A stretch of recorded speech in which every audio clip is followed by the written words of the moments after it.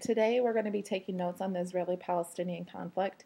Where I want you to put those notes is in your conflict notes organizer. You should have already made a copy of this because this is the same organizer that you're going to use to take notes from each other's blogs.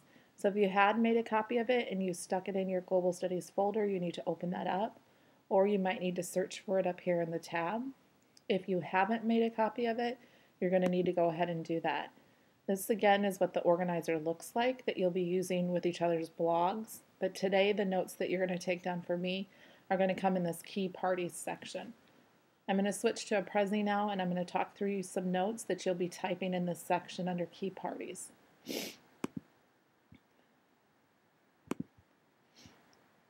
I'm going to start by just showing you some pictures. These are pictures that you should start to be able to make connections with because we have been talking about these quite a bit. As you look at these pictures, you should be able to, in your mind, state who built the wall, the reasons for why the wall was built, and then how the opposite side views them. So take a few minutes, talk about that, and then I'll tell you the answers. You should be able to understand that Israel built the wall. They call it a security wall because they believe that by building a wall around their settlements that they are going to be able to protect themselves from outside harm, specifically suicide bombers. The Palestinians view the wall as a prison because it is meant to keep them out or encage them in and not allow for them to have free movement. By looking at the graffiti that's on the wall, you should be able to tell that this is facing the Palestinian side. It has a Star of David with a Nazi symbol in it, so it's showing their hatred. If we were to look at pictures on the Israeli side, it would probably look more like murals or artwork because they have a positive view of the wall. These are pictures of the checkpoints. Once again, Israeli soldiers are manning the checkpoints and they're searching everyone or vehicle that is trying to come through. This can take a long period of time, so you can see there are long lines of people waiting to be checked.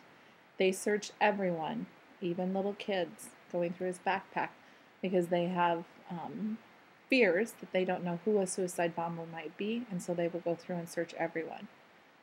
During some of the checkpoints, there's been some violence. Sometimes Palestinians get frustrated at the amount of time that they have to wait to get through a checkpoint, so they might be yelling at the Israeli soldiers. Sometimes they might throw rocks or spit at them. And there have been times when the Israeli soldiers have lost their control and have used force or have shot into the crowd, which just continues to escalate the violence. In Israel, when you are 18, by law, you have to give 2 years of service in the military. So you have some people who are manning these checkpoints who might not necessarily choose to go into the military. And so that kind of adds to the escalation in the conflict also. That just shows a picture of the checkpoint. These are pictures that just show the daily life of the area. I focused on the kids, or pictures of the kids on both sides, because probably the only way that this conflict is ever going to get solved is if the next generation begins to try to work peacefully together. So there are many initiatives that have been started to try to get Palestinian and Israeli kids to come together, like at camps, in order to learn to get along. The reason why the world should care is because it is a very violent place. There are rockets that are launched or bombs that go off almost daily, which kill many innocent people. The other reason why we should care is because some of the other people who are involved, it's more than just Israelis and Palestinians, so some of the other people who are involved are enemies of the United States, and if they gain control, that could also threaten our security. Okay, now in your notes, the first group that I want you to take notes on is the Palestinian Authority. The Palestinian Authority was created in 1993. And what the Palestinian Authority is the name of the government of the Palestinian people. Many times, Palestinians have approached the United Nations and asked for them to vote to recognize themselves as a state or a country.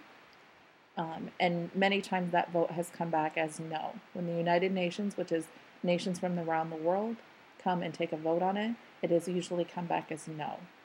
So one of the things that was done along the way as kind of a compromise is the United Nations did say, we will recognize your government. Because the Palestinian people felt that because there wasn't a government that was recognized by the world, they had no negotiating power. So in 1993 is when the world recognized that the government of the Palestinian people would be called the Palestinian Authority. What the Palestinian Authority has always wanted is for Palestine to be recognized as a country. And so on Friday of last week, they urged the United Nations again to take a vote, and this time the vote came back as yes. A majority of the countries that represent the world in the United Nations said that Palestine should be recognized as a country. There were more than two that said no, but two that were pretty notable that said no, that Palestine should not be recognized as a country. Take a couple minutes and talk amongst yourself and see if you can identify the two countries that would have voted no. Obviously, one country that would vote no is Israel, because if Israel agrees to recognize Palestine as a country, that would mean that they would have to give up some of their settlements. The other country that voted no was the United States, primarily because one of our allies is Israel, and we knew that it would threaten their security. Right now, the Palestinian Authority is led mainly by Fatah members, and for the United States, that is a good thing, that is an okay thing, because we have learned in the past that Fatah is generally more peaceful than Hamas. The government does have some Hamas delegates, because the Palestinian people are made up of both Fatah and Hamas, but currently the party that is in control is Fatah. We would have concern, the United States would have concern, if Hamas would ever gain control of that party. That shows the Palestinian flag. The other country that's obviously a key party in this is Israel. What I need you to know is that Israel was formed, the country of Israel on a map came to be in 1948, which was after World War II. I would expect you to understand the relationship between the formation of the country of Israel and World War II. What I would expect you to know is that after World War II, the world came together and said that the atrocities that were inflicted on Jews, that there needed to be some sort of atonement for that. So when they consulted Jewish leaders, the Jewish leaders said what they want is to be able to return to their homeland. At that time, the homeland that they wanted to return to was an English colony. So it was a colony that was established by England. The United Nations approached England and asked if they would be willing to give up that colony, give up that land. And England said yes. So on paper, everything looked great. The problem was that when the Jews returned to that area, they didn't take into consideration that there were already people living in that area that you have now displaced and taken away from their home.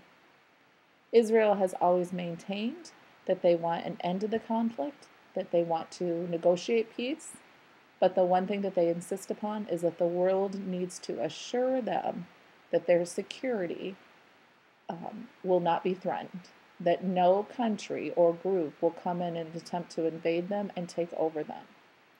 That is an unrealistic expectation. The world could never assure that. So that's sometimes how the peace has gotten stalled and negotiations have broken down. Some students in another class asked, why don't the Israelis and the Palestinians just share all of this area, make it a different country, a new country, and maybe call itself either Israelistan or Pal-Israeli, something like that, combine the two countries. I want you to take a minute and discuss amongst yourself the reason why you don't think that would happen.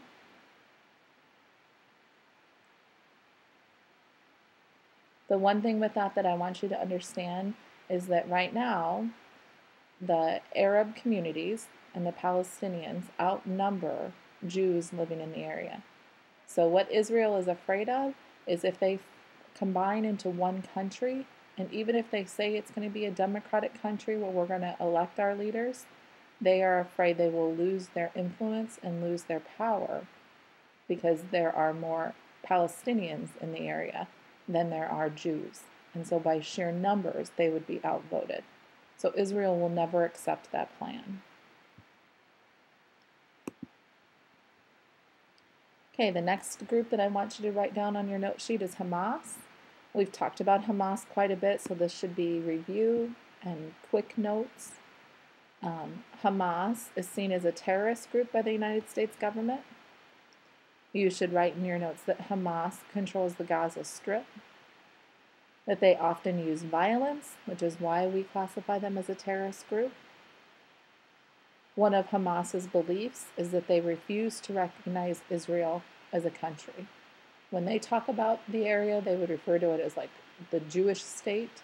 They would never call it the country of Israel because they believe that that land is theirs. Hamas doesn't come to negotiations because for them the only answer is to rid the area of Western influence and of Israel. That's a concern for us because they're starting to get more involved in politics, and if they would start to gain control of the Palestinian Authority, it could have dire effects in the region. It's just their symbol. Okay, remember Hamas is in control of this area, which is known as the Gaza Strip. The other group is Fatah. So remember, we've talked about a lot that just like in the United States, we have two groups, Democrats and Republicans. The same thing holds true in Palestine. There's Hamas and there's Fatah. Fatah is the one who's in control of the West Bank. Fatah does agree to recognize Israel, so Fatah has been involved in some of the peace negotiations.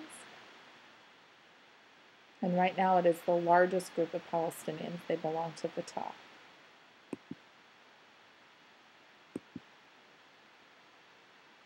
The next group is Hezbollah. The first thing I want you to write down with Hezbollah is they are a Lebanese Islamic Shiite group. Lebanese would tell you that they're from the country of Lebanon. Islamic would tell you that they follow the religion of Islam. Hezbollah is viewed as a terrorist group by the United States. Hezbollah receives money and backing from Iran and Syria, so that is concerning to the United States. Hezbollah wants all Western influence out from the region, and they would like to have the area of Arab countries model the plan after Iran, how Iran does things. Hezbollah is the terrorist group that was responsible for the kidnapping and execution of Israeli athletes at the Munich Olympics.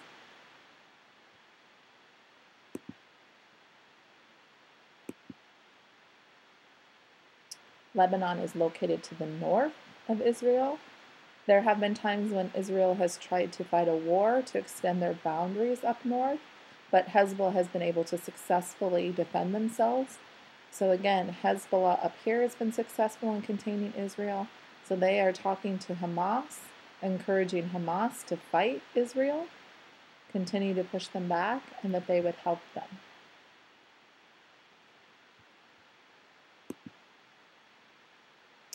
Jordan is another party that's involved. They have been at peace with Israel since 1994, and they are home to many Palestinian refugees. So Jordan is an Arab country, borders right here, has a shared border with Israel, and they have been able to negotiate peace, have peaceful coexistence with Israel. The next one is Egypt. Egypt is interested in peace in the region. They have been at peace with Israel since 1978. And Egypt is who the United States reached out to try to talk to Hamas to get the current ceasefire put into place.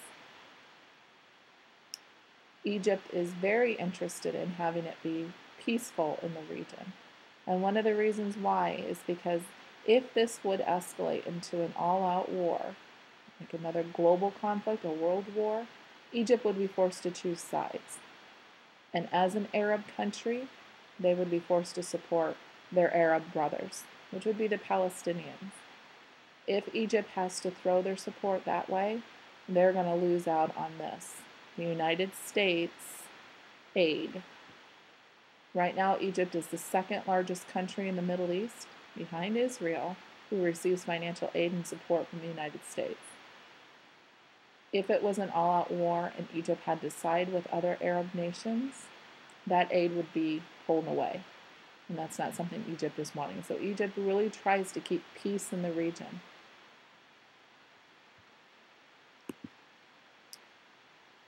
And Egypt is right here. Okay, the next group is the Arab League. And the Arab League is just an organization that has representations from the 22 Arab countries. They come together and meet, and they talk about concerns within the region. They have been interested in the peace process, primarily because there are more Sunni-influenced Arab countries present than Shiite. Sunni Muslims tend to be more peaceful in their actions and in their wants and desires. So the United States is happy that right now the Arab League is more Sunni influenced than Shiite influenced.